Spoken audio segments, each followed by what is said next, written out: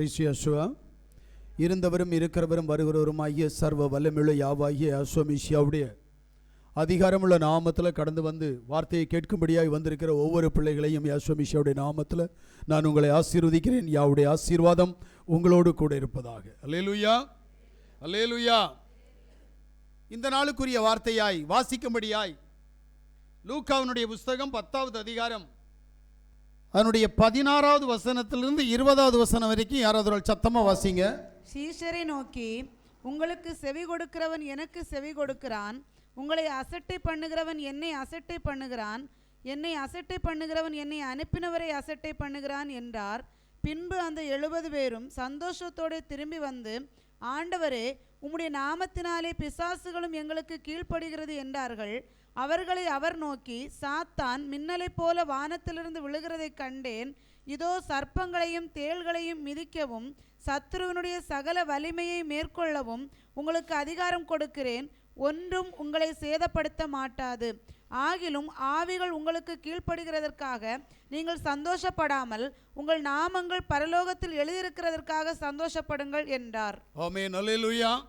வாசிக்கப்பட்ட வேத பகுதியில் ரொம்ப முக்கியமான ஒரு பகுதியை சர்வ வல்லமையுள்ள யோசுவா நமக்கு உணர்த்துகிறார்.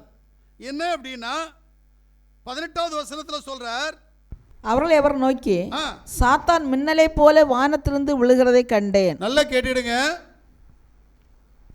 இது எங்க நடந்த சம்பவம் அப்படின்னா ஆதியாகமம் 1வது அதிகாரத்தினுடைய 1வது வசனத்தில் நடந்த சம்பவம்.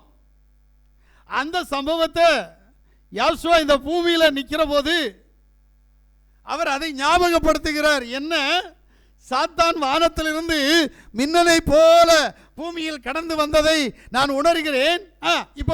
இதோ சர்ப்பங்களையும் தேள்களையும் மிதிக்கவும் சத்துருடைய சகல வலிமையை மேற்கொள்ளவும் உங்களுக்கு அதிகாரம் கொடுக்கிறேன். ஒன்று உங்களை சேதப்படுத்த மாட்டாது. போதும். வாசிக்கப்பட்ட வேத பகுதியில் சர்வ வல்லமையுள்ள தேவன் நமக்கு ஒரு அதிகாரத்தை கொடுக்கிறார். சர்ப்பங்களையும் தேள்களையும் மிதிக்கவும் சத்துருனுடைய சகல வல்லமையும் மேற்கொள்ளவும் உங்களுக்கு அதிகாரம் கொடுக்கிறேன். கான்செப்டை புரிஞ்சுக்கிடுங்க. ஆனா இருக்கா? அவர் அதிகாரம் கொடுத்தது இன்னைக்கு இல்லை, 2000 வருஷங்களுக்கு முன்னாடி அவர் அதிகாரத்தை கொடுத்து விட்டார். ஆனால் நாம் பெற்றுக்கொண்டிருக்கிறோமா? இந்த அறிவு ரொம்ப முக்கியம். ஏன்னா நிறைய பேருக்கு சத்ருவை ஜெயிக்கிறதுக்கு பலம் இல்லை. அதை நான் அடிக்கடி சொல்லிட்டு இருக்கிறேன். ஊழியக்காரனுடைய மனைவி சபையில் போனால் அந்நிய பாஷை பேசுகிறாங்க, ஆனால் வெளியில் வந்தால் பிசாசு பிடிச்சி ஆடிட்டு இருக்கிறாங்க. எங்கள் வீட்டு பக்கத்தில் அப்படி நடந்துட்டு இருக்குது. நல்லா புரிஞ்சுக்கிடுங்க. அப்போ இது என்ன அப்படின்னா அதிகாரம் இல்லை. ஏன்னா இது யாருக்கு கொடுக்கப்பட்ட அதிகாரம் அப்படின்னா அது விசுவாசிகளுக்கு கொடுக்கப்பட்ட அதிகாரம். ஆனால் அந்த அதிகாரம் இன்னைக்கு ஊழியக்காரன்ட்ட கூட இல்லை. ஒரு காலத்தில் ஜஸ்ட் ஒரு சில வருடங்களுக்கு முன்பாக நான் ஒரு இயக்கத்தின் வழியாக ஒரு ஊழியக்காரனை சந்திக்கும்படியாக கடந்து போனேன். பக்கத்தில் இருக்கிற தூத்தூர் என்கின்ற கிராமத்திற்கு. அங்கே ஒரு ஊழியக்காரனுடைய வீட்டுக்கு நான் கடந்து போகிறேன். அவர் மிலிட்ரி ரிட்டையர்ட் மேன், ஆனால் இப்போ பாஸ்டர். இன்னைக்கு சபை இருக்குது, மக்கள் நிறைய இருக்கிறாங்க, அவ்வளோ ஜனம் இருக்கு. முதல்ல என்ன சர்ச்சை எப்படி பிடிக்கும்னா அந்த சர்ச்சுக்குள்ளால கடற்கரையில் உள்ள மணல் அப்படி கொட்டி போட்டிருக்கோம். ரொம்ப பிடிக்கும் எனக்கு. அந்த ஊழியக்கார்ட்ட போய் இயக்கத்தை பற்றி பேசும்படியாகி கடந்து போனால் அந்த வீட்டில் பயங்கரமான பிசாசைக்கு உணர்ந்தேன். அப்போது அவரிடத்தில் நான் சொன்னேன், ஐயா நீங்கள் ஊழியம் செய்கிறீங்க, ஆனால் உங்கள் வீட்டில் பிசாசு இருக்குது. அது எப்படி இருக்குது அப்படின்னா உங்கள் மனைவிட்ட பிசாசு போராட்டம் ஆடுவாங்க. உங்கள் பிள்ளைக்கு கற்பத்தின் கனி இல்லை, ஆனால் அவளை கல்யாணம் பண்ணி கொடுத்து இன்னும் பலன் இல்லாமல் இருக்கிறீங்க. உங்கள் சபையில் பிசாசான விளக்க கொளுத்திட்டு போயிட்டு இருக்கிறான். ஏன் இது அப்படின்னு கேட்டேன். அந்த ஐயா சொன்னார், கூட எனக்கு கூட இன்னொருத்தர் உண்டா? உடனே ஐயா ஐயா உள்ளே வாங்க உள்ளே வாங்க, அவரை கொஞ்சம் வெளியில் தள்ளி விடுங்களேன் அப்படின்னாரு. அது யார் அப்படின்னா என்னுடைய முன்னாள் ஒரு சும்மா ஒரு நண்பராக இருந்தார், குமார் என்கின்ற சகோதரர். அப்போ அந்த சகோதரர் வெளியே போனார். நாங்கள் அவர்கிட்ட பேசின போது எல்லாவற்றையும் ஒத்துக்கொண்ட பிறகு சபையில் ஆராதனை நடத்துகிறார். ஆராதனையில் பிசாசு விளக்கையும் பிடிச்சிட்டு போயிட்டு இருக்கோம். கொஞ்சம் யோசிக்கிறீங்களா? அப்போ எப்படிப்பட்ட சபை அது? சரி, இப்போ அவர்கிட்ட பேசுகிற போது இப்போ அவர் என்கிட்ட கேட்டார், உதவி செய்வீங்களா? எனக்கு இது இருக்குது, உண்மைதான். என் பிள்ளைக்கு கூட கற்பத்தின் கனி வருது, அழிஞ்சு போகுது, உண்மைதான். அப்போ நானும் என் மனைவியுமாய் ஜெபம் பண்ணி உபவாசம் இருந்து அந்த காரியத்திலேருந்து அவங்களுக்கு விடுதலை வாங்கி கொடுத்தோம். இப்போ எங்கூட வந்த அந்த சகோதரர் இன்னைக்கு அந்த சபையில் விசுவாசியாக இருக்கிறார். ஏன்னா அவருக்கு இது வரைக்கும் மேட்ரு தெரியல. ஏன்னா அவர் என்கிட்ட ஒரு வார்த்தை சொன்னார், ஐயா இந்த மேட்ரை இந்த ஊரில் உள்ள யார்ட்டையும் சொல்லிடாதீங்கன்னார். நான் இன்னைக்கு வரைக்கும் சொல்லலை. நம்ம இங்கே தூரத்தில் இருக்கிறனால நான் இங்கே சொல்கிறேன். நல்லா புரிஞ்சுடுங்க. இப்போ சபை எப்படி இருக்குது, ஊழியக்காரன் எப்படி இருக்கிறான் அப்படின்னா, பிசாசும் பிசாசுனுடைய போராட்டத்தினாலும் சர்ப்பமும் சர்ப்பத்தினுடைய கிரியைகளினாலும் ஆளப்பட்டு இருக்கிறான். விடுதலை இல்லை. ஏன்னா அதிகாரம் எங்க இருக்கணும் அல்ல தெரியணும். இதத்தான் ஆதியாகமத்தினுடைய புஸ்தகம் அதனுடைய 3வது அதிகாரம் 14, 15 ஆகிய வசனங்களை வாசிக்கிற போது சர்ப்பத்தை அன்னைக்கே சாபம் கொடுத்தார். ஆனா சாபத்தில் இருக்கிற சர்ப்பம் இன்னைக்கு வரைக்கும் வேலை செய்யறது நிறுத்தல. நான் ஒண்ணு தெரியாம கேட்கிறேன், உண்மையிலேயே சர்ப்பமாகிய பிசாச மிதிக்கக்கூடிய கால் உங்ககிட்ட இருக்கா? யோசிங்க. நான் சொல்ற கேட்ட கேள்வி ரைட்டு, ஆனா நீ பதில் சொல்றதுக்கு நீ தயாரா இருக்கிறியா? வார்த்தையை கேட்கிற ஒவ்வொருத்தரும் புரிஞ்சு கொள்ள வேண்டிய ஒரு விஷயம், பிசாசின் மேல் அதிகாரம் எனக்கு இருக்கிறதா? இல்லையானால் நான் எப்படி யாவாகிய யாஷ்வமேசியாவுடைய அல்லது தேவனுடைய பிள்ளையாய் இருக்க முடியும்? நான் தேவனுடைய பிள்ளையாய் இருக்கிற வரைக்கும் தேவனுக்கு விரோதியாய் தேவனுக்கு சத்ருவாய் இருக்கிற பிசாசனுடைய கிரியைகளை எனக்கு அழிக்க முடியவில்லை என்று சொன்னால், நான் அவனை துரத்தவில்லை என்று சொன்னால், நான் எப்படி என் தேவனுடைய பிள்ளையாய் வாழ முடியும்? இந்த கேள்விக்கு பதில் கண்டிப்பாக கண்டுபிடிச்சே ஆகணும். நம்மகிட்ட அது போராடி தான் இருக்குது. நம்மள்கிட்ட போராட்டத்தில் அது ஜெயம் எடுக்குதே தவிர நம்மளால ஜெயிக்க முடியல. ஆமென். ஏன்னா அதுக்கு சாபம் கொடுத்துட்டாரு. என் தேவன் சாபம் கொடுக்கறதுல கில்லாடி. உங்களுக்கு தான் புரியல. ஏன்னா ஆதாமுக்கு சாபம் கொடுத்தார், ஏபாளுக்கு சாபம் கொடுத்தார், காயினுக்கு சாபம் கொடுத்தார். தேவ சாபம் ரொம்ப முக்கியம். மனுஷனுடைய சாபமும் தெரிந்திருக்கணும். இங்க தேவன் ஆதாமுக்கு கொடுத்தார், ஏவாளுக்கு கொடுத்தார், காயினுக்கு கொடுத்தார். அப்புறம் அப்பனுடைய அவலட்சணத்தை பார்த்த மகனுக்கு கொடுத்தார். தெரியுமா உங்களுக்கு? ஆமென். இங்க எல்லாம் சாபம் வேலை செஞ்சிருக்குது. இதே மாதிரி ஆதியாகமத்தினுடைய புஸ்தகம் 9வது அதிகாரம் 25வது வசனத்துல, கானான் சபிக்கப்பட்டவன் தன் சகோதரத்தில் அடிமைகளுக்கு அடிமையா இருப்பான் என்றான். எதுக்கு? இதுதான் அவலட்சணத்தை பார்த்தான். ஆனா இதை 2 பேர் பார்க்கறதுக்கு இது நேர்ந்தது. ஒருத்தன் என்ன செஞ்சான், பார்த்துட்டு போய் இன்னொருத்தட்ட சொன்னான். அதை கேட்டவன் வந்து அதை பார்க்காமல் முகத்தை திருப்பி கொண்டு வந்து துணியால் போர்த்தி விட்டான். இந்த சம்பவங்கள் உங்களுக்கு புரியணும். இன்னைக்கு நம்மெல்லாம் என்ன பண்ணிட்டு இருக்கிறோம் அப்படின்றது முதல்ல நமக்கு தெரியல. அதனால சாபம் நம்மகிட்ட எப்படி வரும் என்ன அப்படின்னா, நம்ம அவலட்சணத்தையே நம்ம பார்ப்போம். ஆமென். அப்போ சாபம் எப்படி வரும்ன்றது நமக்கு தெரியணும். இது ஒரு பெரிய சாபம். நிறைய பேருக்கு இதெல்லாம் புரியாது. இந்த சாபத்துக்குள்ளே கடந்து போகிறவங்க மீள்றது ரொம்ப ரொம்ப கஷ்டம். அப்போ தேவனால் வரக்கூடிய சாபம், மனிதனால் நம்மால் வரக்கூடிய சாபமும் நமக்கு இருக்கிறது. இந்த சாபத்திலிருந்து வெளியில் வர்றதுக்கு நாம் தேவாதி தேவனாகிய யாசுவா சாபத்திலிருந்து விடுதலை தர அவர் வல்லமையுள்ள தேவனாய் இருக்கிறார் என்கிற விசுவாசத்தினுடைய ஊடாய் அவருக்குள் நாம் கடந்து போனால் மட்டுமே அந்த விடுதலை நமக்கு கிடைக்கும். இல்லையானால் கிடைக்கவே கிடைக்காது. அல்லேலூயா. இப்போ 1 பேதுருடைய புஸ்தகம் 5வது அதிகாரம் 8வது வசனத்தை வாசிங்க. தெளிந்த புத்தி உள்ளவர்களாய் இருங்கள், தெளிந்த புத்தி உள்ளவர்களாய் இருங்கள், விழித்திருங்கள், விழித்திருங்கள். ஏனெனில் உங்கள் எதிராளியாகிய பிசாசானவன், நல்ல கேட்டுடுங்க, உங்கள் எதிராளியாகிய பிசாசானவன் கெர்ச்சிக்கிற சிங்கம் போல், கெர்ச்சிக்கிற சிங்கத்தை போல எவனை விழுங்கலாமோ என்று வகை தேடி சுற்றித் திரிகிறான். எவனை விழுங்கலாம் என்று வகை தேடி சுற்றி திரிந்து கொண்டிருக்கிறான். இங்கதான் நமக்கு சிக்கல். நம்ம என்ன நினைக்கிறோம் அப்படின்னா, எங்க பிசாசு இல்லை, எல்லா இடம் தானே இருக்கிறான், அப்புறம் நம்ம நீ இருக்கிற இடத்துல இருக்கக்கூடாது. உலகம் முழுவதும் அவனுக்கு சொந்தமான இடம். அவன் இருக்கிறான், பரவாயில்லை. ஆனால் நீ இருக்கிற இடத்துல அவன் எதுக்கு இருக்கிறான்? ஓஹோ, இல்லை, பிசாசு இருக்கிற இடத்துல தான் நாங்கள் இருக்கிறோம். அப்போ அவன் இருக்கிற இடத்துல நீ எப்படி இருக்க முடியும்? ஒன்றில் அவன் இருக்கணும், இல்லை நீ இருக்கணும். ரெண்டு பேரும் ஒரு இடத்துல இருக்க முடியாது. நான் சொல்கிறது சரியாக புரிஞ்சுங்க. நீங்கள் இருக்கிற இடத்துல பிசாசு இருக்கிறான் அப்படின்னா நீங்களெல்லாம் பெரிய ஆள், அவன் தான் உங்களுக்கு பெரிய ஆள். ஆனால் அவன் இருக்கிற இடத்துல நீங்கள் இருந்தீங்கன்னா அவன் இல்லை பெரிய ஆள், நீங்கள் தான் பெரிய ஆள். எப்படி நீங்கள் இருப்பீங்க? முந்தி பலவானை கட்டினால் ஒழிய பலவானுடைய கோட்டைக்குள் பிரவேசிக்க முடியாது. அப்போ பலவானுடைய கோட்டைக்குள் நீ போனா அதை நீ கைப்பிடித்து ஆகணும். நீ அடக்கி ஆண்டு தான் என்ன செய்யணும்? அங்கே உட்காரணுமே தவிர அவன் எல்லாவற்றையும் அடக்கி ஆளட்டும் என்று சொல்லி நீ இருந்தால் கண்டிப்பாக உன் வாழ்க்கை சமாதானமாக இருக்காது. ஆனால் நீ அடக்கி ஆண்டால் அவனுக்கு சமாதானம் இல்லை, அவன் உன்னை அடக்கி ஆண்டால் உனக்கு சமாதானம் இல்லை. இதை சரியாக புரிந்து கொள்ள வேண்டும். அதிகாரத்தை உங்களுக்கு கொடுத்துருக்கிறாரு, ஆனால் நீங்கள் அதிகாரத்தை உபயோகப்படுத்த மாட்டேங்கிறீங்க. இங்கே தான் சிக்கல். அதுக்கு தான் சொல்றாரு, கெர்ச்சிக்கிற சிங்கத்தை போல யாரை விழுங்கலாம் என்று வகை தேடி அவன் சுற்றி திரிந்து கொண்டிருக்கிறான். உன்ட்ட எப்போ வருவான் தெரியுமா? உன்னிட்ட அவனுடைய எதிராளி உன்னிட்ட இல்லை அப்படின்னா. யாருடைய எதிராளி? சாத்தானுடைய எதிராளி உன்னிடத்தில் இல்லை அப்படின்னா உனக்குள்ளால வந்து உட்கார்ந்துருவான்.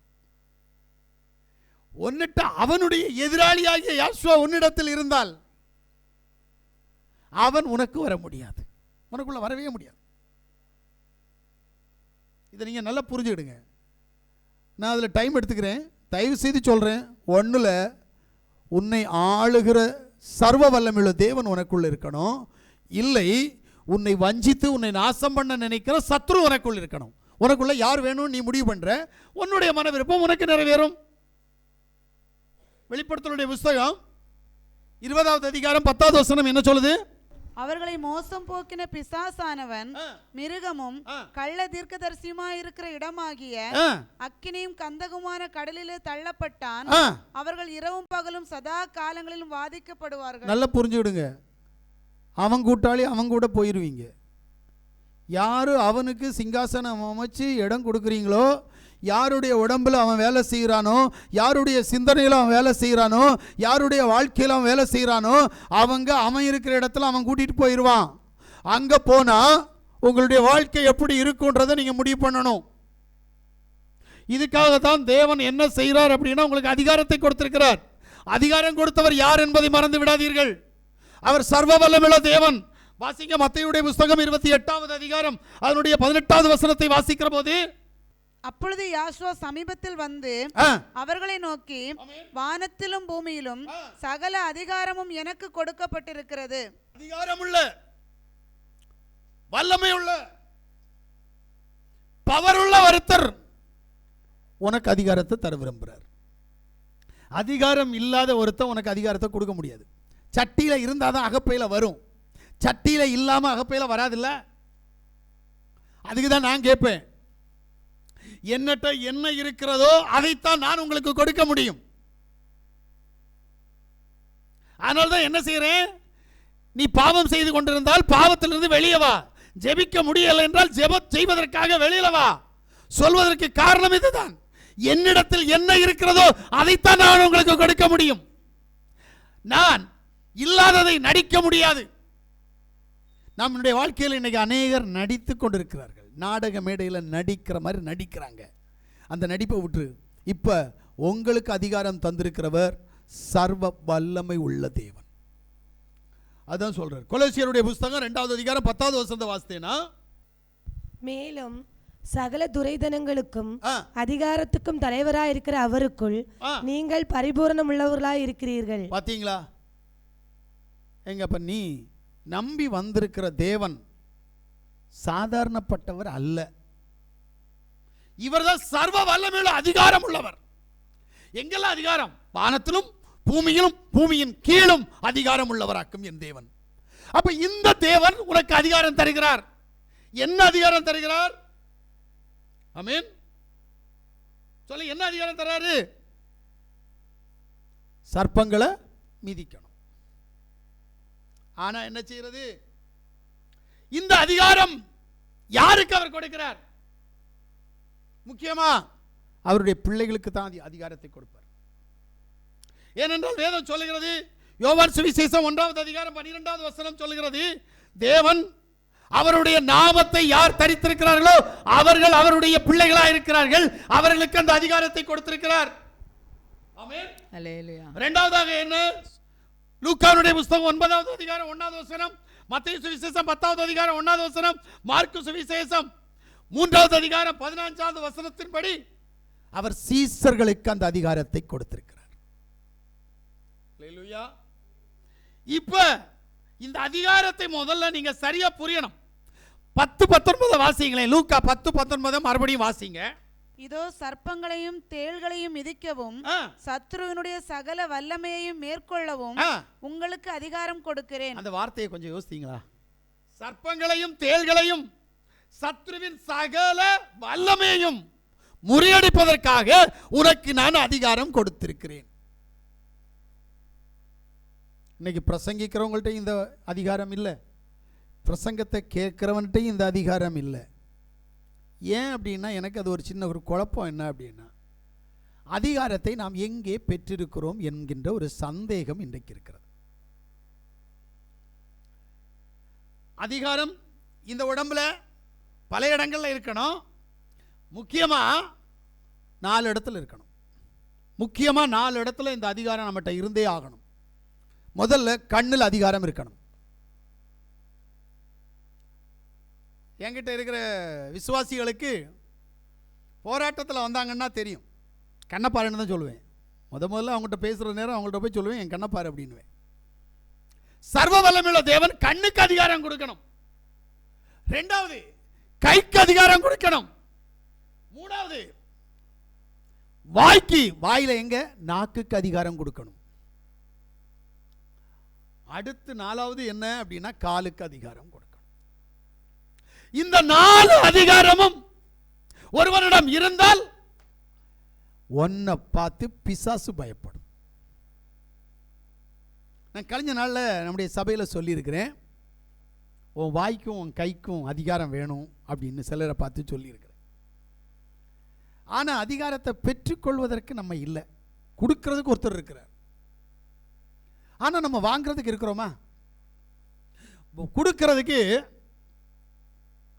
இப்போ ஒரு நபர் என்ன செய்கிறார் அப்படின்னா, எனக்கு சாப்பாட்டுக்கு பசியினால வாடுறேன், சாப்பாடு கொடுக்கறதுக்கு என்னை கூப்பிடுறாரு, ஒரு தட்டு கொண்டு வா அப்படின்னு கூப்பிடுறார். நான் ஒரு அழுக்கடைந்த குப்பை தொட்டியில் கிடந்த ஒரு தட்டை கொண்டு போனால் அதில் எனக்கு கொடுக்குறவங்க கூட கொடுக்க மாட்டாங்க. தெரியுமா உங்களுக்கு? என்ன இதுலையா சாப்பாடு? நான் பிச்சைக்காரனாக இருந்தாலும் சரி, நான் பணக்காரனாக இருந்தாலும் சரி, நான் உதவாதவனாக இருந்தாலும் சரி, அவங்களுடைய மனசில் ஒரு எண்ணம் தோணும், ஐயே இந்த பழைய இந்த வேஸ்டான தட்டிலையே நான் சாப்பாடை வைக்கிறது தோணுமா தோணாதா? அப்போ என்ன செய்வாங்க? ஒன்றில் அந்த தட்டை தாங்க அப்படின்னு கேட்பாங்க, அதை கழுவி கொண்டு வருவாங்க. இல்லை, அவங்க ஒரு தட்டில் நமக்கு சாப்பாடு கொடுப்பாங்க, அந்த தட்டு சுத்தமாக இருக்கும். இதுபோல தான் வாழ்க்கை. நாம் பெற்றுக்கொள்ள வேண்டுமானால் நாம் எப்படி இருக்க வேண்டும் என்பதை அறியணும். வாங்கிறதுக்கு ஒரு தகுதி வேணுமே. சும்மா ஓட நான் ஒன்றும் கிடைக்காது தேவ சமூகத்தில்.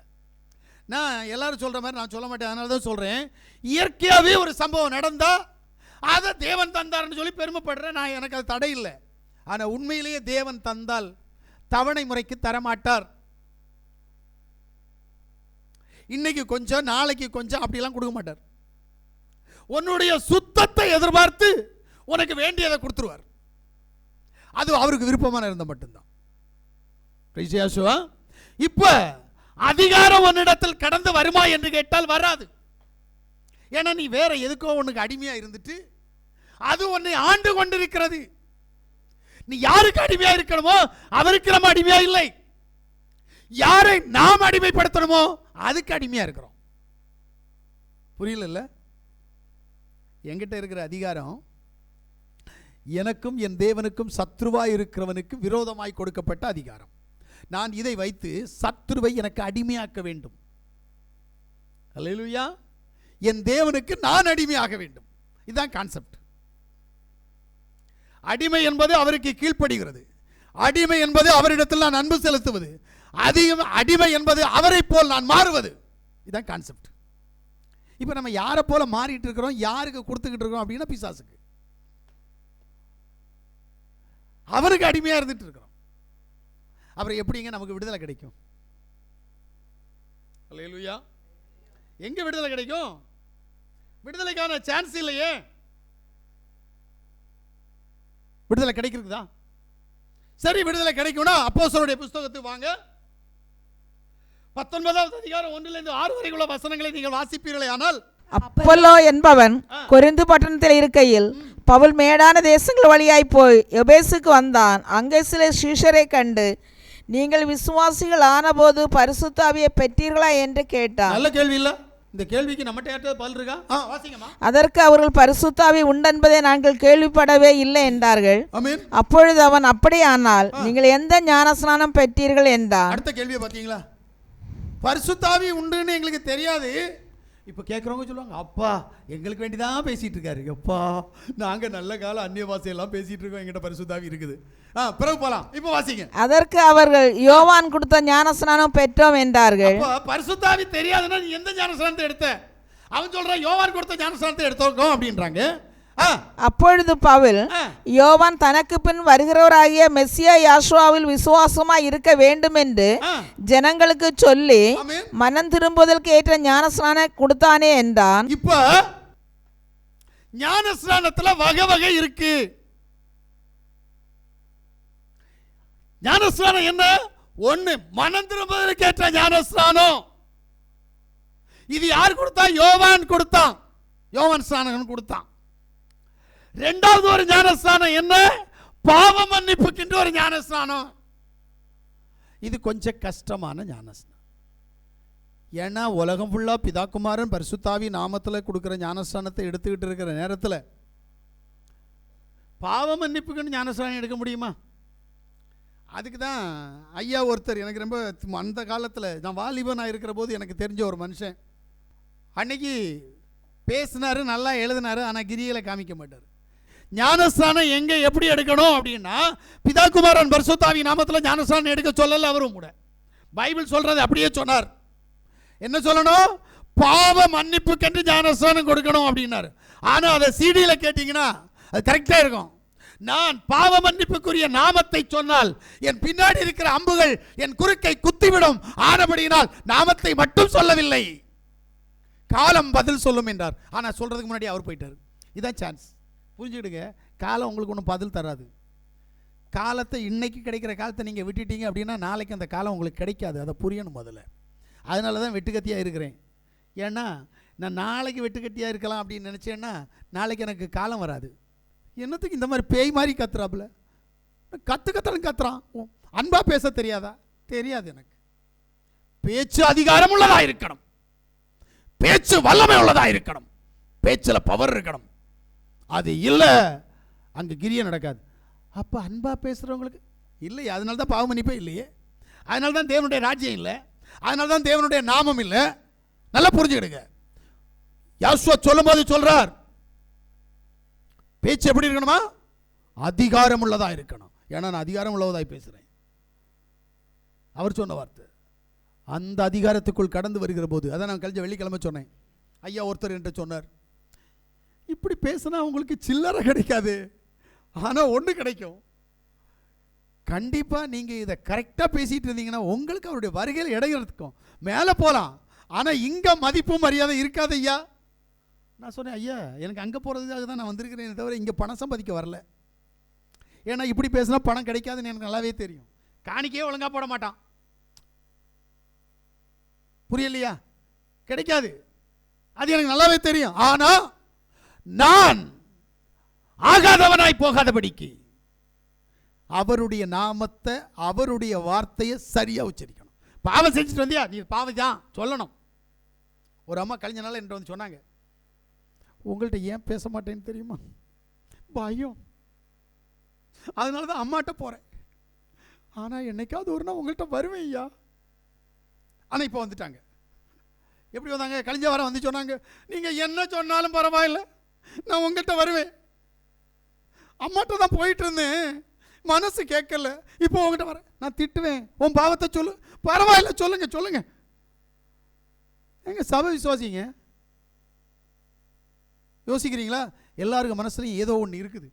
இவர் எப்பவும் இப்படித்தான், பாவத்தை செஞ்சுட்டு வந்தா, ஜெபம் பண்ணாமல் வந்தா, சண்டை போட்டு வந்தா, பிசாசோட ஐக்கியமாக வந்தா, இவர் கூப்பிட்டு சொல்லிடுவார், ஏங்க இதானே என் மேலே. உண்மை சொல்லட்டுமா, நீ செஞ்ச நன்மைகளை உனக்கு சொல்லி உன்னை பெருமைப்பட வைப்பதல்ல என்னுடைய வேலை. நீ செய்த குற்றங்களையும் நீ செய்த தவறுகளையும் உனக்கு சொல்லி உன்னை மனம் திரும்ப செய்வது தான் என்னுடைய வேலை. அதில் நான் திருப்தியாக இருக்கிறேன். ஏன்னா ஓ ரத்த பழி என் மேலே வரக்கூடாது. நான் உன்னை புகழ்ந்தால் ஓ ரத்த பழி எனக்கு வரும். சிலரை பற்றி சிலருடைய நல்ல காரியத்தை அடுத்தவங்க கூட சொல்லுவேன், ஆனால் அவங்க இருக்கிற நேரம் சொல்ல மாட்டேன். கழிஞ்ச வெள்ளிக்கிழமை யார்ட்டையோ சொன்னேன். புரியுதா? ஏன்னா இதுதான் உண்மை. ஏன்னா நீ மனம் திரும்பணும். நான் சொல்லுவேன், அந்த அம்மா பிடிச்சிக்கிறேனே, தங்கமான பிள்ளை, அப்பான்னு எவ்வளோ பாசமாக வச்சிருக்கிற தெரியுமா, போனா கடையில் இருக்கிற பண்டம் பலகாரம்லாம் அவள் வீட்டில் தான் இருக்கும், எனக்கு வேண்டி என்ன வேணாலும் செய்வான். ஆகா, அப்பா பரவாயில்ல, நம்ம என்ன செஞ்சாலும் கண்டுக்காது. எண்ணம் வருமா வராதா? சுவர் வரும்.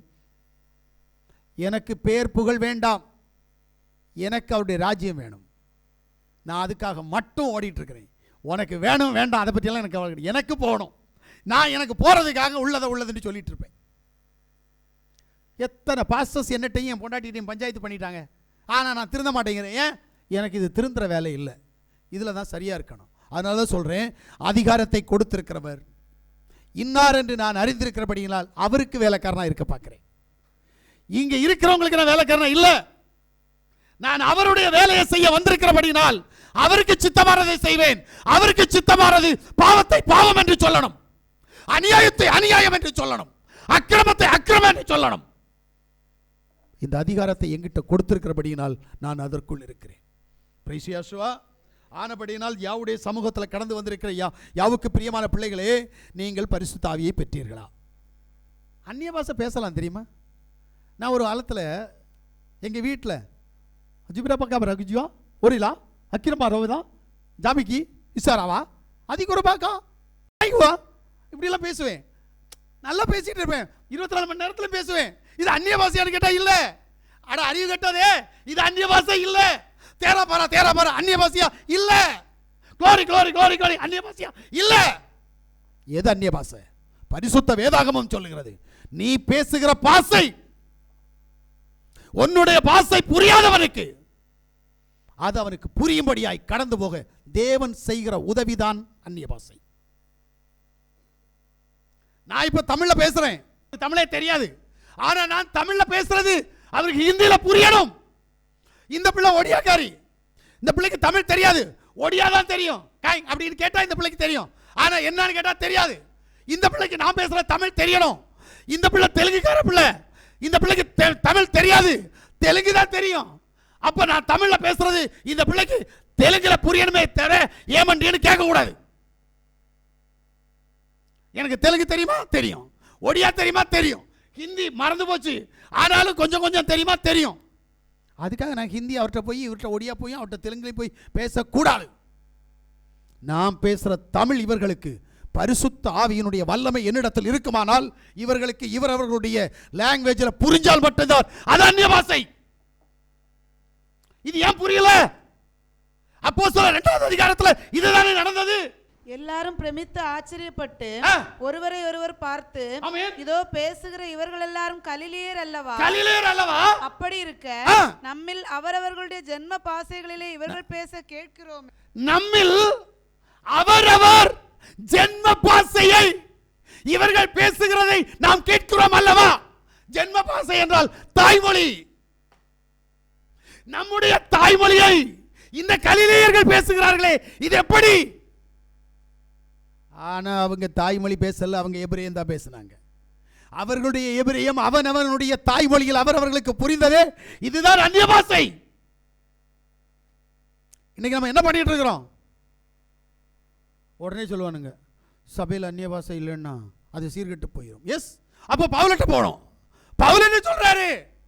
அந்நிய பாஷை என்பது 2 பேர் மட்டும் இருக்கணும், ஒருத்தர் அல்லது 2 பேர். நான் என்ன கேட்கிறேன் அப்படின்னா, நீ பேசுற தேராபாரா, நீ பேசுற அந்நிய பாஷைன்னு சொல்றது சபையில் 100 பேர் இருந்தா ஒரு நபர் எஸ்ரா இருந்து பேசுறாங்களே, அது யாரு? அதுவும் பிசாசு. இதெல்லாம் பரிசுத்த ஆவி, இதெல்லாம் அந்நிய பாஷை. இது உருவாக்கப்படுகிறது. இன்னைக்கு ஒரு பிள்ளை டாக்டரா இருக்குது. ஆனா அந்த பிள்ளை சின்ன வயசுல இருக்கிற நேரம் பக்கத்துல பரிசுத்த ஆவியின் அபிஷேக கூட்டத்திற்கு அந்த பிள்ளை போச்சு. சின்ன பிள்ளை. அந்த பிள்ளை அப்போ என்ன இருக்கும், ஒரு 7ஆம் கிளாஸ் 8ஆம் கிளாஸ் படிக்கிற பிள்ளையா இருக்கும். அந்த பிள்ளை போன நேரம் அந்த பிள்ளைக்கு அந்நிய பாஷை கற்றுக் கொடுக்குறாங்க. எப்படி? நல்ல பாட்டு பாடச்சாங்க, நல்ல ஆராதனை நடத்துகிறாங்க. அந்த பிள்ளைகிட்ட போய் சொன்னாங்க, பிள்ளை காதில் போய் இயேசுவின் ரத்தம் செய்யணும்னு சொன்னால சொல்லுமா. அந்த பிள்ளை இயேசுவின் ரத்தம் செய்யும், இயேசுவின் ரத்தம் செய்யணும். நல்லா ஸ்பீடாக சொல்லு. இங்கே டமுக்கு டக்கா டம் டம் டம் டம், பாட்டுக்கு பாட்டு. இந்த பிள்ளைகிட்ட சொல்லு. அப்போ இந்த பிள்ளை இயேசுவின் ரத்தம் செய்யும் சொல்லிட்டு இருந்த பிள்ளை கடைசியில் நாக்கு வளரி வந்துருச்சு அந்நிய பாஷை வந்துருச்சு. அடக்கி கொள்ளாதே, சத்தமிட்டு கூப்பிடு. அந்த பிள்ளை என்னச்சு, சத்தமிட்டு அந்நிய பாஷை பெற்றுக்கொண்டாய். இதை என்ன செஞ்சிட்டாப்ல அப்படின்னா, எனக்கு தெரிஞ்ச ஒரு ரெக்கார்ட் பண்ணி வச்சுட்டான். ஃபோனில் வீடியோ எடுத்துட்டான். வீட்டில் வந்த பிறகு பிள்ளைகிட்ட கேட்டான், மக்களே அது மாமா, மக்களே அந்நிய பாஷை கிடச்சிச்சா? எங்க மாமா பாஸ்டர் இயேசுவின் ரத்தம் செய்யணும்னு சொல்ல சொன்னார். நான் சொன்னேன், அது ஸ்பீடாக சொன்னார்ல, அப்போ தத்தன்னு வந்துச்சு. அது அந்நிய பாஷைன்றாரு. நான் சொல்ல மாட்டேன் இந்த தத்தாவை. எப்படி? இதான் அந்நிய பாஷை. இதுலயே அவனுக்கு பரிசுத்த ஆவியின் அபிஷேகம் கிடைச்சிருக்கிறது, இதுலயே அவனுக்கு பாவ மன்னிப்பு கிடைச்சிருக்குது. இல்ல, வேத புரட்டர்களுக்கு இது சாதகமாக இருக்கலாம். ஏன்னா நான் ஒரு காலத்தில் அதை நடிச்சிருக்கிறேன். நான் இல்லைன்னு சொல்ல வரல. நானும் பெந்தகோஸ்தில் இருந்த நேரம் அதான் நடித்தேன். ஏன்னா நான் பைபிள் காலேஜ் டீச்சர். நான் நடித்து தான் ஆகணும் அந்த காலத்தில். அப்படி நடித்தா தான் எனக்கு வயிற்றுக்கு சாப்பாடு கிடைக்கும். ஆனால் இன்றைக்கி அப்படி இல்லை, எனக்கு தேவையே கிடையாது. நடிக்கிற உத்தியோகமே எனக்கு வேண்டாம். உள்ளதுன்னு சொல்லி இல்லாதுன்னு சொல்லிட்டு போன்றிருக்கிறேன். நல்லா புரிஞ்சுடுங்க. அதனால தான் சத்தியத்தின்படி பிரசங்கம் பண்ணணும்னு நினைக்கிறேன். யாரும் இந்த மாதிரி பண்ண மாட்டேங்கிறாங்க. நல்லா புரிஞ்சுடு. அப்போ அந்நிய பாஷை என்பது இன்னைக்கு இருக்கிறதுல அந்நிய பாஷை இல்லை. எனக்கு ஹிந்தி தெரிஞ்சதுனால சொல்கிறேன். தேரா பாரான்னு சொன்னால் என்ன, அந்த மார்க்கெட் காய்கறி கடையில் போய் லேலம் போடுவாங்கல்ல, அது மீன் மார்க்கெட்டில் போய் ஏலம் போடுவாங்கல்ல, அந்த கதை. சரியா? அப்போ நல்லா புரிஞ்சுடுங்க. இது அல்ல பரிசுத்த ஆவியின் அபிஷேகம், அனால்டிங் பவர். முதல்ல பரிசுத்த ஆவி வந்தால் சத்தியத்தை உனக்கு கற்றுக் கொடுக்கணும். தெரியுமா உங்களுக்கு? பரிசுத்த ஆவி உன்னிடத்தில் வரும்போது அது என்ன சொல்லும்? உன் பாவத்தை பற்றி உனக்கு கற்றுக் கொடுக்கணும், நீதி நியாயங்களை பற்றி உனக்கு கற்றுக் கொடுக்கணும்.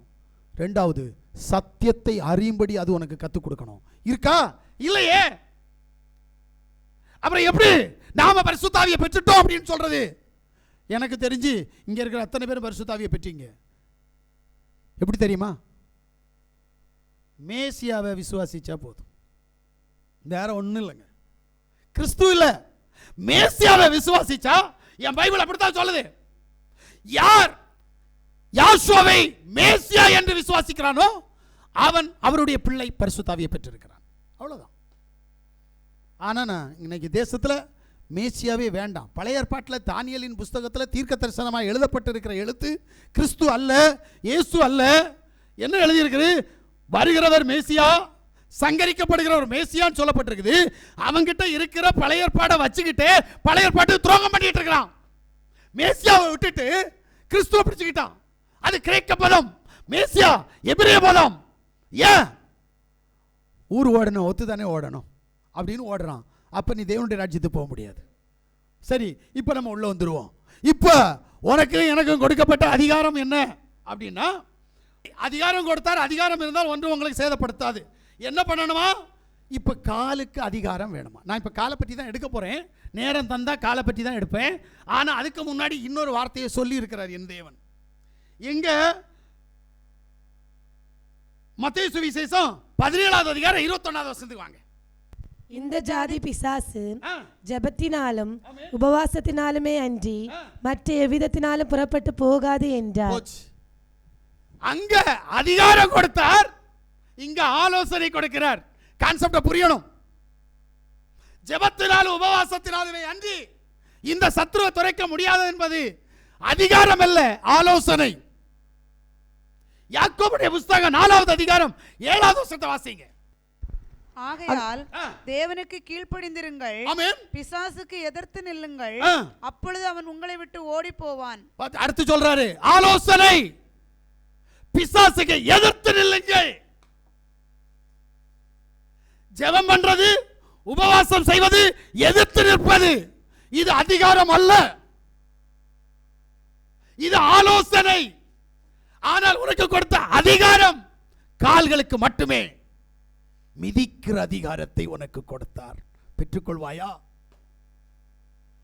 ஆலோசனையை விரும்புகிறோம், ஆனால் அதுக்குள்ள போக மாட்டேங்கிறோம். ஜெபம் பண்ணுவதிலும் உபவாசம் இருப்பதிலும் பிசாசை துரத்தலாமா? ஜெபம் பண்ண உட்கார்ந்தா தூக்கம் வருது. எப்படி ஜெபம் பண்றது? நான் கன்னியாகுமரி மாவட்டத்தினுடைய எம்பிக்கு மேலே, எம்எல்ஏலாம் கிடையாது, எம்எல்ஏ கூட ஃபோன் ஆஃப் பண்ணி வைப்பான். நான் எம்பிக்கு மேலே யாக்கம் கான்செப்ட். அதனால எனக்கு ஃபோன் எடுத்து பேசாமல் இருந்தால் காரியம் நடக்காது. அதனால ஜெபங்கிற கிடக்கட்டு, நான் ஃபோன் பண்ணுவேன். போகிறது போகிறது அப்புறம் பார்த்துக்கிடுவோம், சரியா? நான் முதல்ல அங்கே போகிறதுக்கிட்ட முயற்சி பண்ணுறேன். ஒருவேளை என்னை அது பிந்திக் கொண்டு இது முந்திக் கொண்டால் நான் நித்திரைக்குள் கடந்து போகிறேன். உங்கள் நிமித்தமாக நான் மணவாட்டி ஸ்தானத்தை நான் சுதந்திரித்துக் கொள்வேன். புரியல இல்லை? நான் உங்கள் நிமித்தமாகவும் மணவாட்டி ஸ்தானத்தை நான் சுதந்திரித்துக் கொள்வேன். அல்லேலூயாவா. செத்து ஒரு வருஷத்துல என்ன மறந்துடுவீங்க? ஆமென். ஐயா, நான் ஒரு கட்டுரை எழுதி வச்சிருக்கிறேன், தரேன். ஏன்னா மேலவாத்தியங்கள் முழங்க நான் எங்கே என்ன கொண்டு போவீங்க, என் உடம்பை எங்கே கொண்டு போவீங்க, எப்படி புதைப்பீங்க, புதைச்ச பிறகு என்ன நடக்கும், எப்படி சண்டை போடுவீங்க, சண்டை போட்ட பிறகு என்ன நடக்கும், என்னை எத்தனை நாள் நினைப்பீங்க, என் சொந்தக்காரங்க என் சொக்காலத்துக்காரன் என்ன நினைப்பான், என் விசுவாசி என்ன நினைப்பான், அடுத்து அவங்களுக்கு அந்த இருப்பிடம் பூர்த்தியாகும்படிக்கு என்னை மறந்து இன்னொருவரை அந்த இடத்தில் கொண்டு வருவார்கள். அப்புறம் நாங்கள் அவ்வளோதான். ஏங்க எனக்கு மட்டும் இல்லைங்க, எல்லாருக்கும் இந்த கதி தான். நான் அதை இப்போ 4 பக்கத்துக்கு எழுதி வச்சிருக்கிறேன். நான் என்ன உணர்ந்து எழுதினேன், இன்னும் எழுதணும். ஏன்னா வாழ்க்கையை குறித்து எழுதிட்டு அதை கொண்டு வரணும்னு நினச்சிருக்கிறேன். உங்களுக்கு தரதுக்கு இல்லை, வெளியில் கொடுக்கறதுக்கு. ஏன்னா முதல்ல மரணம் என்றால் என்னன்னு இங்கே இருக்கிறவங்களுக்கே பயம், வெளியில் இருக்கிறவங்க அதோட மேலே பயம். மரணமா? அப்போ அதை பற்றி மட்டும் பேசிடாதீங்க.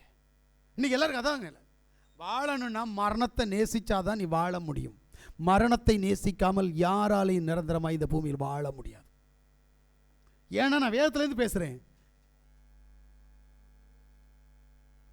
ஒருத்தன் பிறந்தான் பார்த்துக்கணுங்க, அவனுடைய பேரின் அர்த்தம் மரணம் வருதுன்னு அர்த்தம்.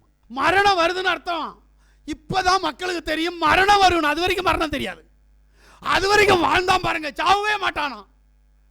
1000 வருஷம் 900 வருஷம் ஐயோ நம்மெல்லாம் கனவு தான் காணணும். அப்படி வாழ்ந்தான். என்னைக்கு மரணத்தை குறித்து அறிஞ்சு தெளிவு உண்டாச்சோ அப்போவே மரணம் அவனுக்கு அடுத்தடுத்து வந்துருச்சு. இதுக்கு தான் மரண பயம் இல்லாமல் வாழணுன்றேன். மரணத்தை கூப்பிட்டு பாரு, தைரியமாக கூப்பிடு, வா மரணமே வா. அதுக்காக நீ தற்கொலை பண்ணாத, அது வேற கதை. ஓ மரணத்தை கூப்பிட்டேன் அதனால விஷம் குடிச்சிருவேன், மரணத்தை கூப்பிட்டேன் அதனால தூக்க கயிறு போட்டுருவேன், மரணத்தை கூப்பிட்டேன் அதனால அறுத்துக்கிடுவேன், இதெல்லாம் இல்லை. மரணத்தை உண்மையாக கூப்பிடணும். வா என் காலம் முடிஞ்சிச்சு வா. அப்போதான் தேவன் நினைப்பார், பரவாயில்லையே மரணத்தையே எல்லாரையும் பயப்பட வச்சிருக்கிறேன், இது மரணத்தை கண்டு பயப்பட மாட்டேங்குதே. மரணம் வர்ற பயம் வர்ற வரைக்கும் இவன் இங்கே இருக்கட்டும், வாழ்றதுக்கு சான்ஸ் கொடுத்துட்டு பாரு. இப்போ என்ன அப்படின்னா நல்லா புரிஞ்சுடுங்க, ஜெபம் உபவாசம் இந்த ரெண்டையும் ஒன்னால இருக்க விடாது, எதிர்த்து நிற்க விடாது, ஜெபத்தையும் உபவாசத்தையும் பண்ணவும் விடாது. ஜெபம் பண்ண விட்டுருமா? ஈஸி தானே ஜெபம், உபவாசம் தானே கஷ்டம். பிள்ளை ஜெபம் பண்ண விட்டுருமா? பாருங்க விடாதான். சரி, இந்த அம்மா முன்னாடி இருந்து நான் 5 நாள் உபவாசிப்பேன், 6 நாள் உபவாசிப்பேன், 10 நாள் உபவாசிப்பேன் அப்படின்னு போராடு. பிள்ளை எப்படிமா உபவாசம் இருக்க விடுமா? இல்லை ஜெபம் பண்ண தான் விடுதா? இல்லையே. ஏன்? நல்லா புரிஞ்சுங்க, நாம நம்மளை தகுதிப்படுத்துவதில்லை ஜெபத்திற்கு. நான் என்ன கேட்கிறேன் அப்படின்னா, ஒரு சினிமா பார்க்குறீங்க, நல்லா இருக்கு சினிமா, நல்லா பிடிச்சிச்சு, 3 மணி நேரம் சினிமா தேட்டரில் உட்காந்துட்டு நல்ல சண்டை, நல்ல கதை, நல்ல லவ் ஸ்டோரி எல்லாம் இருக்குது. நீங்கள் என்னென்ன விரும்புகிறீங்களோ எல்லாம். நான் சண்டை காட்சி பார்ப்பேன், நீங்கள் என்னென்ன விரும்புகிறீங்களோ அது எல்லாமே இருக்குன்னு வைங்களேன். யாராவது எழும்பி பாதியில் எழும்பி சினிமா தேட்டர் விட்டு வெளியே போவியோ? இல்லைல்ல. அதை விடவும் உனக்கு ஜெபம் பிடிக்கல, அதனால தானே நீ ஜெபத்தை விட்டுட்டு போற. ஜெபம் என்பது என்ன அப்படின்னா, நீ உன் தேவனிடத்தில் பேசுகிற வார்த்தைகள். அப்பா தந்தாய் என்று அழைக்கிற உரிமை அந்த ஜெபத்தில் இருக்கு. அதை நீ விட்டேன்னா அவர் ஒன்று விட்டுருவார்ல. சரி, அவர் ஒன்னிட்ட பேசணும்னா பரிசுத்த வேதாகமத்தை எடுத்து நீ வாசிக்க ஆரம்பிச்சேன்னா இந்த வேதத்தின் அடிப்படையில் அவர் உன்னிடத்தில் பேசுவார். அல்லேலூயா. இந்த ரெண்டையும் நீ மறந்துடுற, அப்புறம் எப்படி நீ அவருக்கு சொந்தக்காரன்? இல்லையே, உன்னால சொந்தமா இருக்க முடியாது, கண்டிப்பா முடியாது. அப்ப நீ அப்பான்னு கூப்பிட்ட இன்னொருத்தர் உன் பக்கத்தில் வந்து நிற்பார். உபவாச ஜெபம் இல்ல, ஜெபம் இல்ல, எதிர்த்து நிற்கிறது இல்ல. ஆனா பக்கத்து வீட்டுக்காரிட்ட சண்டை போடுவோம், அவள்கிட்ட பேசாம வேணாலும் இருப்போம். ஆனா பிசாசிட்ட அப்படி இருக்க மாட்டோம், அதுல ரொம்ப வைராக்கியம். இத மூணு இல்ல. சரி, மூணையும் விடுங்க, ஜெபம் பண்ண வேண்டாம். நான் உங்களுக்கு நல்லது சொல்லி தரேன். ஜெபமே பண்ண வேண்டாம், நீங்க உபவாசிக்கவே வேண்டாம், உன் சத்துருவை எதிர்த்து நிற்கவே வேண்டாம். நல்லது தானேம்மா? எப்படிமா நல்லது தானேம்மா? ஈஸி கான்செப்ட் இல்லையா? ஈஸி கான்செப்டை சொன்னாலும் இல்லைன்றாங்க. ஏங்க, இந்த மூணு தானே நம்மளால செய்ய முடியல, அதுக்கு தானே இவ்வளவு தூரம் பிரச்சனை. வேண்டாம், விட்டுருவோம். சரி, பாஸ் என்னமோ உளறிட்டு இருந்தாரு. கண்ணுக்கு அதிகாரம் வேணும், கைக்கு அதிகாரம் வேணும், வாய் நாக்குக்கு அதிகாரம் வேணும். வேண்டாம், காலுக்கு மட்டும் கேளு. வேற என்ன பண்ண போற? எல்லாத்தையும் விட்டுருவோமே, எதையாவது ஒன்றுமையாவது பிடிச்சிப்போம். அதிகாரத்தை ஈஸியாக கொடுத்துட்டாரு அவரு. ஆலோசனையாக தந்ததையெல்லாம் நம்ம செய்ய முடியாது, அதிகாரத்தையாவது பெறுவோமே. நினப்பு பிளப்ப கெடுக்கும். யாசுவாவிடத்திலிருந்து அதிகாரம் பெற வேண்டுமானால் ஜெபிச்சிடலாம். உண்மை சொல்கிறேன், ஈஸி கான்செப்ட் ஜெபம், ஈஸி கான்செப்ட். 2வது அத்தியாயம் உபவாசம். இந்த ரெண்டு இருந்தால் பிசாசை எதிர்த்து நிற்கிறலாம். இது ஆலோசனையாக வச்சிருக்கிறார் என் தேவன். ஆனால் அதிகாரம் வாங்கணும்னா போராடணும். சும்மா இல்லை, போராட்டம் ரொம்ப கஷ்டம். அந்த போராட்டத்திற்காக என்ன செய்கிறார் பாருங்க. எசேக்கியேலுடைய புஸ்தகம் 2வது அதிகாரம் 1வது வசனத்தை இப்போ வாசிங்க. அவர் என்னை நோக்கி, மனுபுத்திரனே, உன் காலூன்றி நில், உன்னுடனே பேசுவேன் என்றார். காலுக்கு அதிகாரம் வேணும்னா முதல்ல அவர் சொல்ற வார்த்தை கால ஊனி நில்லு. எத்தனை அடி இடம் வேணும்? உனக்கு புரியாது இல்ல? எத்தனை அடி இடம் வேணும்? 2 அடியா? 1 அடியிலே நிக்கலாம், 1 அடி இடத்திலே நிக்கலாம். காலூன்றி நில். இப்ப இந்த காலூன்றி நில் என்றால் என்ன அர்த்தம்? அல்லேலூயா. இப்ப சங்கீதம் 40வது அதிகாரம் 2வது வசனத்திற்குள் கடந்து போவோமேயானால், பயங்கரமான குழியிலும் ஆமென், உளையான சேற்றிலிருந்து என்னை தூக்கி எடுத்து என் கால்களை கன்மலையின் மேல் நிறுத்தி என் அடிகளை உறுதிப்படுத்தி. எங்க சும்மா சாதாரணப்பட்ட விஷயம் இல்ல, அதிகாரம் பெற்றுக் கொள்வது. எனக்கு தேவை என்ன தெரியுமா? அதிகாரம். ஆலோசனையின் ஊடாய் நான் கடந்து போகிற போது எனக்கு அதிகாரம் வரும் என்கின்ற நம்பிக்கை எனக்கு இருக்கிறது. நான் அந்த அதிகாரத்தை சுதந்திரித்துக் கொள்ள ஆசைப்பட்டு கொண்டிருக்கிறேன், அதனுடைய ஊடாய் ஓடிக்கொண்டிருக்கிறேன். அல்லேலூயா. இப்ப காலுக்கு அதிகாரம் வரணும்னா கால் ஊன்றி நிற்கணும். நிற்பது எப்படி? மறுபடி வாசிங்க அந்த வசனத்தை. பயங்கரமான குழியிலும், நல்லா கேட்டுடுங்க, பயங்கரமான குழியிலும் உளையான சேற்றிலிருந்து என்னை தூக்கி எடுத்து என் கால்களை கன்மலை மேல் நிறுத்தி என் அடிகளை உறுதிப்படுத்தி. பாத்தீங்களா? அப்ப நான் பாவச் சேற்றில் இருக்கிறேன்னா பாவத்திலிருந்து எழும்பணும். எழும்பி எங்க போகணும்? கன்மலை ஆகிய மேசியாவிடத்துல போகணும். மேசியா எங்க இருக்காருன்னே தெரியாது, அப்புறம் எங்க போறது? கன்மலை எங்க இருக்கு தெரியாது, எங்க போறது? இதுக்கு தான் ஆலோசனைக்குள்ள போனாதான். ஆலோசனை, ஜெபம், உபவாசம், எதிர்த்து நிற்பது, 3 வகையான ஆலோசனைக்குள் கடந்து போனால் அதிகாரத்தினுடைய ஊடாய் கடந்து போவதற்கு ஈஸியாக இருக்கும். அல்லேலூயா. அந்த அதிகாரம் என்ன? கன்மலையில் உன் காலடிகளை உறுதிப்படுத்த வேண்டும். அல்லேலூயா. சங்கீதம் 122வது சங்கீதம், அதனுடைய 1-2 வசனங்களை வாசிங்க. யாவுடைய ஆலயத்துக்கு போவோம் வாருங்கள் என்று எனக்கு அவர்கள் சொன்னபோது மகிழ்ச்சியாயிருந்தேன். எருசலேமே, உன் வாசல்களில் எங்கள் கால்கள் நிற்கலாயிற்று. ஆமென், அல்லேலூயா. இப்ப நிக்க வேண்டிய இடம் ஆலய வாசல், தேவன் இருக்கிற இடம். 1 கன்மலை, 2 ஆலய வாசல், 3 சங்கீதம் 26:12 என் கால் செம்மையான இடத்துல நிற்கிறது. என்னுடைய கால் இங்கதான் ரொம்ப ரொம்ப கஷ்டம். கண்மலை தெரியாது, அதனால கண்மலையை பற்றி பிரச்சனை இல்லை. ஆலய வாசல்ல நிக்குமா? நாங்க வந்துருவோம்ல, 8 மணிக்கு ஜெபம்னா 9 மணிக்காவது நாங்க வந்துருவோம்ல. அல்லேலூயா. இதான் நமக்கு இன்னைக்கு. உனக்கு வேணும்னா சக்க வேர்ல காய் கொண்டு வாங்க, வேணும்னா உள்ள வந்து உட்கார்றது எப்ப? என் தேவன் இங்க வர்றதுக்கு முன்னாடியே நீ வந்து உட்காரணும். உனக்கு வேணும்னா நீ செய்ய, வேண்டாம்னா பிரச்சனை இல்லை. நீ வேணும்னு வரியா வேண்டான்னு வரியா உனக்கு தானே தெரியும். உன்னுடைய கிரிகளை வச்சு தான் தெரியும். நம்ம கிரியை எப்படி இருக்குது? போலாம். துணி உடுக்கிறதுக்கு 1 மணி நேரம், தலை சீவுறதுக்கு 3/4 மணி நேரம், அப்புறம் அதுக்கப்புறம் டோர் பூட்டுறதுக்கு 1/4 மணி நேரம். எப்பா, இதுக்கெல்லாம் செலவு பண்ற நேரத்தை தேவ சமூகத்தில் கொடுத்தோம்னா இன்னைக்கு நம்ம விடுதலையாகி எங்கேயோ போயிருப்போம். இப்ப காலை ஊன்றி நிக்க வேண்டிய இடத்துல நிக்காம எங்கேயோ போய் காலை ஊனி வச்சிருந்தீங்கன்னா எப்படி அந்த அதிகாரம் கிடைக்கும்? காலுக்கு பவர் வேணுமே. இரண்டாவது ஒரு காரியம், யோவான் சுவிசேஷம் 13வது அதிகாரம் 6-10 வரைக்கும் யாராவது ஒரு சத்தமா வாசிங்க. அவர் சீமோன் பேதுருவிடத்தில் வந்தபோது அவன் அவரை நோக்கி, ஆண்டவரே, நீர் என் கால்களை கழுவலாமா என்றான். யாசு அவனுக்கு பிரதியுத்தரமாக, நான் செய்கிறது இன்னதென்று இப்பொழுது நீ அறியாய், இனிமேல் அறிவாய் என்றார்.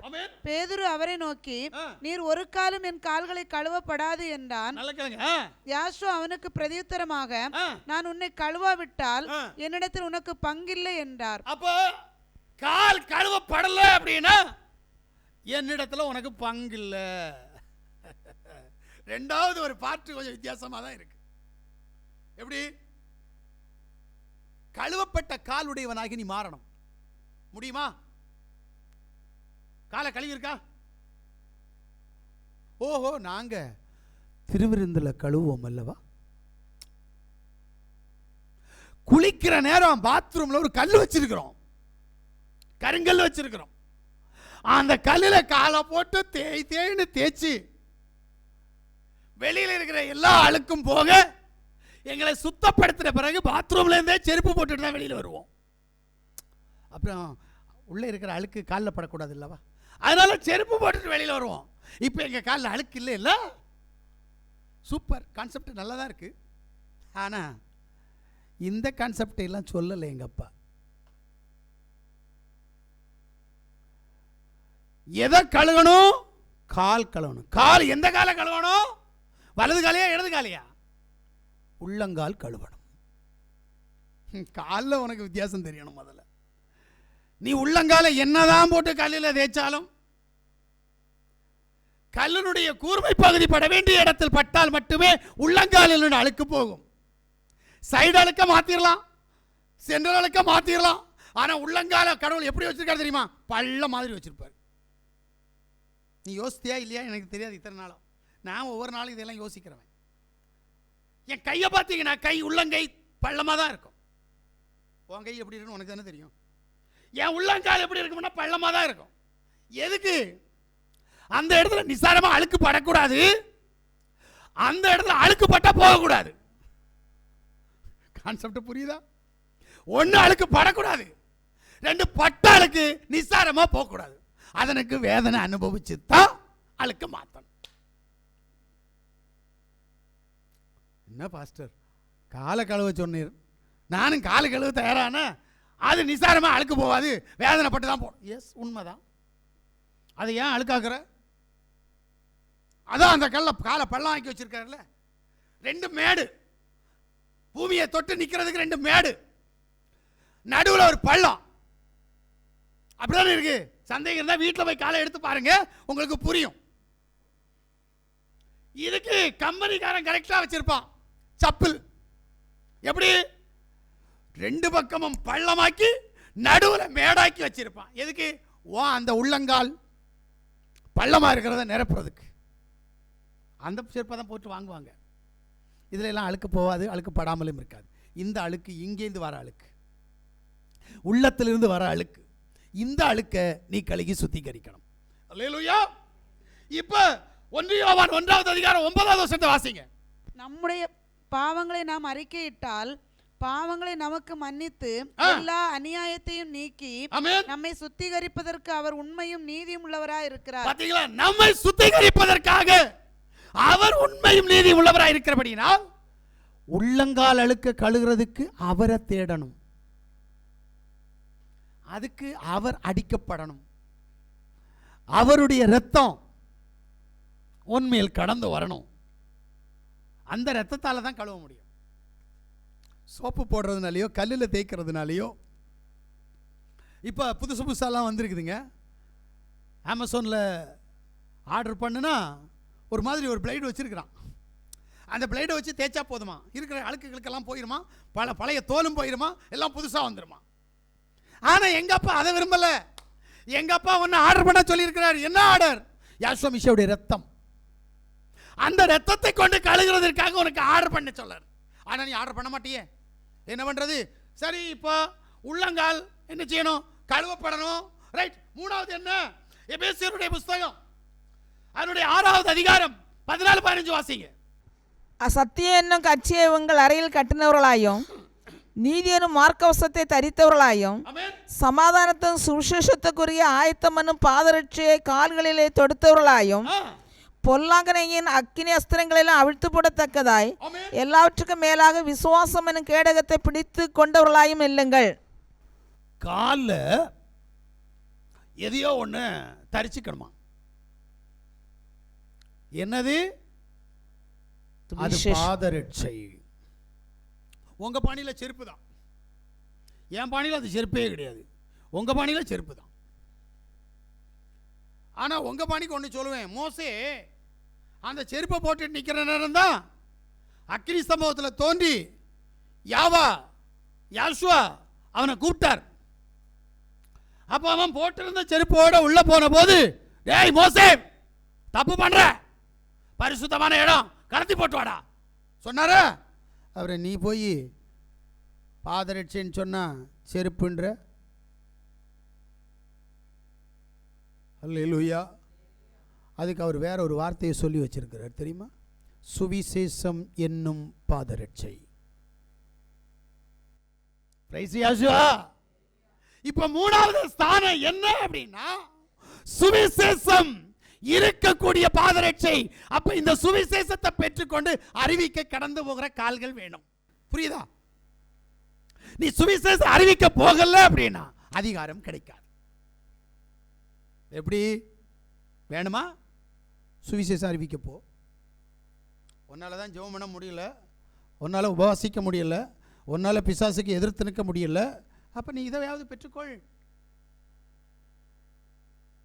அதுக்கு நீங்க தானே சொன்னீங்க, இதுதான் ஆலோசனை, அதுதான் அதிகாரம். ஆலோசனைக்கு உள்ள போனாதானே அதிகாரம் கிடைக்கும். அப்புறம் என்ன சும்மா ரொட்டி துண்டா தூக்கி போட்டா கிடைக்கிறதுக்கு? அதிகாரம் என்பது என்ன? அவர் சொன்னார் ஒரு நாள், நல்லா கேட்டுக்க, என்னை விசுவாசிக்கிறவன் என்னிலும் பலத்த கிரியைகளை செய்வான். அதுக்கு உனக்கு இது வேணுமே? புரியல? அதாவது இலங்கையிலேருந்து ஒரு ஊழியக்காரர் எனக்கு ஒரு மெசேஜ் ஒன்று அனுப்பினார். ஐயா, நான் உங்கள் நாட்டில் பிளெயின் விபத்து நடக்கும்னு சொல்லி 6 மாதத்துக்கு முன்னாடியே எங்கள் சபையில் நான் பிரசங்கம் பண்ணிட்டேன், அதை உங்களுக்கு அனுப்புகிறேன் ஐயா அப்படின்னு அனுப்பினார். இப்போ தான் ஒரு 2 வாரம் இருக்கும் அனுப்பிட்டார். 2 வாரம் ஆகலைன்னு நினைக்கிறேன், அனுப்புகிறார். அவருக்கு என்ன ஆசை அப்படின்னா, கலிஸ்து நம்ம சொல்கிறத கொஞ்சம் கேட்கணுமே, ஏன்னா கடவுள் எங்கூட இருக்கிறார், அதனால வருகிற எச்சரிப்பின் சத்தத்தை என் மூலமாக கொடுத்தார் அப்படின்ட்டு. நான் ஒன்றும் கண்டுக்கல. ஐயா, எனக்கு நீங்கள் ஒரிஜினலாக உங்கள் வீடியோவில் ரெக்கார்ட் பண்ணீங்களே அந்த டேட்டோடு அனுப்புங்க. இன்றைக்கி வரைக்கும் பதில் இல்லை. புரியலையா? உங்களுக்கு புரியலன்னு நினைக்கிறேன். இப்போ கேமரா எடுக்கிறாங்க, கேமரா எடுக்கிறானா அதில் ஒரு டேட் கண்டிப்பாக இருக்கும்ல ஐயா? அந்த டேட்டோட எனக்கு அனுப்புங்க. அப்போ ஆக்சிடென்ட்டுக்கு முன்னாடி வந்த தீர்க்க தரிசனமா, ஆக்சிடென்ட்டுக்கு பின்னாடி வந்த தீர்க்க தரிசனமானு அறிய முடியும் ஐயா அப்படின்னு பதில் தர மாட்டேங்கிறாரு. நான் அவரை வணங்கலான்னு பார்க்கலான்னு நினச்சேன். அவர் தான் என்னை ஆசைப்படுறாரு, போய் அவர் கூட உட்காந்துடலாமே அப்படின்னு நினச்சேன். ஆனால் ஆதாரம் தர மாட்டேங்கிறாரு. ஆதாரம் இல்லாமல் எப்படிங்க? எனக்கு எல்லாத்துக்கும் வேதத்தில் ஆதாரம் வேணும். பிரைசியாசுவா ஆசைப்படலாம், ஆனால் அது கிடைக்கிறது கஷ்டம். அதனால தான் சொல்கிறேன், முதல்ல ஜெபம் பண்ணு, உபாசம் இரு. இந்த ரெண்டு இருந்தால் எதிர்த்து நிற்கலாம். எதிர்த்து நின்றால் அதிகாரம் தானாக வரும். சும்மா இல்லை. ஈஸியாக கிடைச்சிருமான்னு கேட்டால் கிடையாது. ஆனால் ஒன்று, ஜெபம் ஈஸியாக வந்துடும். நீ பலவந்தம் பண்ணினால் ஜெபம் வரும், நீ பலவந்தம் பண்ணினால் உபாசம் வரும். நீ ரெண்டையும் சேர்த்து உபவாசமும் ஜெபமும் இருந்து பலவந்தம் பண்ணினால் எதிர்த்து நிற்க முடியும். மூன்றும் உன்னிடத்தில் இருந்தால் அவருடைய அதிகாரம் உன்னிடத்தில் கடந்து வந்துடும். அல்லேலூயா. அப்ப இந்த அதிகாரமுடையவராய் மாறுவதற்கு முதல்ல கண்மலையில கடந்து போய் நிக்கணும், கால் ஊன்றி. இரண்டாவது கழுவப்பட்ட கால் வேணும். மூன்றாவது சுவிசேஷம் என்னும் பாதரட்சை வேணும். அல்லேலூயா. இப்ப சங்கீதம் 119:25 வாசிங்க. என் ஆத்மா மண்ணோடு ஒட்டி கொண்டிருக்கிறது, உமது வசனத்தின்படி என்னை உயிர்ப்பியும். பாத்தீங்களா? இப்ப உயிர்ப்பிக்கிற தன்மை நம்மிடத்துல இருந்தா மட்டும்தான் இதை சுதந்திரித்துக் கொள்ள முடியும். அல்லேலூயா. இப்ப ஏசாயாவுடைய புத்தகம் 52:7 வாசித்து முடிச்சிருக்கேன். சமாதானத்தை கூறி நற்காரியங்களை சுவிசேஷமாய் அறிவித்து ரட்சிப்பை பிரசித்தப்படுத்தி உன் தேவன் ராஜரீகம் பண்ணுகிறார் என்று சீயோனுக்கு சொல்லுகிற சுவிசேஷனுடைய பாதங்கள் மலைகள் மேல் எவ்வளவு அழகா இருக்கின்றன. ஐயா, இது கண்மலை அல்ல, இப்ப அடுத்த மலைகள். இந்த மலைகள் மேல் உன்னுடைய பாதங்கள் அழகாக இருக்கணுமா? அப்ப அழகுள்ள பாதங்கள் வேணும். இப்ப போய் அவருடைய ரத்தத்தினால கல்லில் நல்லா தேய். முதல்ல தேய்க்க கூடாது, இப்ப தேய். ஆமீன். பாத்ரூம்ல கல்லை வச்சிருக்கிறியா, இல்ல உலக்கை வச்சிருக்கிறியா, இல்ல உரளி வச்சிருக்கிறியா, அது என்ன உனக்கு விருப்பம். ஆனா இப்ப கால் சுத்தமா இருக்கணும். 4 காரியங்கள் உன்னிடத்தில் இருந்தால் கண்டிப்பா உனக்கு தேவன் கால்களுக்கு அதிகாரத்தை தருவார். இப்ப அந்த அதிகாரம் என்ன செய்யும்? யாசுவா சவுட்டி நசுக்கிற ஒரு அதிகாரம் இருக்கு. அந்த அதிகாரம் அவர் தலை நசுக்கப்பட்டிருக்கிறது. முண்டத்தினால இருந்து அவ்வளவு வேலை செஞ்சிட்டு இருக்கிறான்ல, இப்ப உனக்கு தந்திருக்கிறது தலை நசுக்க இல்லை. ஏன்னா தலை இல்லையே. தலை இல்லாத போது தலையை எப்படி நசுக்குவ? இப்ப அவனுக்கு கை இருக்கு, கால் இருக்கு, உடம்பு இருக்குது, தலை மட்டும் இல்லை. இப்ப நீ எங்க சவுட்டணும்? ஒன்று தெரியுமா? ரோமன் கத்தோலிக்கத்தில் ஒரு புனிதர் ஒரு ஆள் இருக்கிறார். அவர் கையில் ஒரு ஈட்டி இருக்கும். அங்கே தானே இருக்குது. ஆமா, கையில் ஒரு ஈட்டி இருக்கும். அவர் என்ன செய்வார்? ஈட்டி கொண்டு குத்த மாட்டார், ஆனா காலை கொண்டு சவுட்டி வச்சிருப்பார். எங்க சவுட்டுவார் தெரியுமா? சவுட்டு இங்கே இருக்கும். புரியல? யோசிக்கணும் முதல்ல. நீ எதுக்கு அவன் அந்த படத்தை அப்படி வச்சிருக்கிறான் அப்படின்றது காரணம் இருக்கு. நமக்கு தான் ஒன்றும் புரியல. என்ன பொறுத்தவரை நீங்க அங்கேருந்து வரல, ஆனா உலகத்தில் இருக்க அத்தனை பேரும் அங்கிருந்து வந்தவங்க. நம்மள மாதிரி கொஞ்சம் ஒரு கூட்டம் இருக்குதுங்க, அங்கேருந்து வராத கூட்டம். ஆனா உங்கள்கிட்ட அந்த ஞாபகம் இருக்கக்கூடாது. விட்டு வந்ததை தொப்புள் கொடி அறுத்து விட்டுட்டு வந்திருக்கணும். இங்க நம்ம இல்லை. சரி இருக்கட்டும். இப்போ இங்க நமக்கு தந்திருக்கிற அதிகாரத்தின்படி அவனுடைய நெஞ்சில ஏறி மிதிச்சு சவுட்டணும். ஏன்னா தலை இல்லையே. முண்டத்தில் உட்கார்ந்துட்டு அவன் என்னென்ன பாடுபடுத்திட்டு இருக்கிறான், அந்த வெறி நமக்கு வரணும், அந்த வைராக்கியம் வரணும். அப்படி நீ சவுட்டிப்பார், அந்த அதிகாரம் உன்கிட்ட வேலை செய்யும். நீ இன்னைக்கு பயந்தில் இருக்கிற, பிசாசை பார்த்தா எப்படிமா இருக்கும்? தயவு செய்து சொல்றேன், ஜெபம், உபவாசம், எதிர்த்து நிற்பு, 3ம் தேவனுக்கு பிரியமாய் உன்கிட்ட இருந்துச்சுன்னா இந்த அதிகாரத்தை உனக்கு கொடுத்துருவார்.